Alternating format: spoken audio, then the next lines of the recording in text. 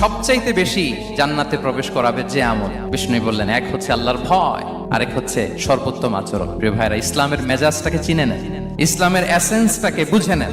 আমরা ভালো আচরণকে গুরুত্ব দিতে চাই না। অনেক নামাজি লোক দেখবেন নামাজ পড়তে পড়তে কপালে কালো দাগ ফেলে দিচ্ছে, বাসায় বউয়ের সাথে খারাপ আচরণ করে, খিটখিটে মেজাজের, প্রতিবেশীর সাথে শুধু ঝগড়া, কলিগদের সাথে ঝগড়া, মারামারি, দুঃসম্পর্ক, এরকম আছে না? নাই বলেন, আছে না? কিন্তু নামাজি, অনেক বড় হাজি, একদিনও কোরআন তেলাওয়াত মিস হয় না। তো এত আবাদত করেও সে ইসলামের আসল এসেন্সটাকে ধরতে পারেনি। বিষ্ণু বললেন, সবচেয়ে বেশি জান্নাতে প্রবেশ করাবে যে দুটি আমল, একটি হচ্ছে তাকওয়াল্লাহ, আল্লাহর ভয়, আরেকটি হচ্ছে উত্তম আচরণ, সর্বোত্তম আচরণ। তো আমরা যেন উত্তম আচরণের অধিকারী হই। আমার স্ত্রীর সাথে যেন ভালো আচরণ করি, প্রতিবেশীর সাথে যেন ভালো আচরণ করি, ছেলে মেয়েদের সাথে যেন আমাদের অ্যাটিটিউডটা ভালো থাকে, আচরণটা ভালো থাকে, কলিগের সাথে যেন ভালো থাকে। বিশ্বনবীর আচরণ যেমন ছিল তেমন আচরণ যেন আমরা গড়ে তুলতে পারি। আওয়াজ করে পড়ুন আমিন। সুনানে আবু দাউদের এক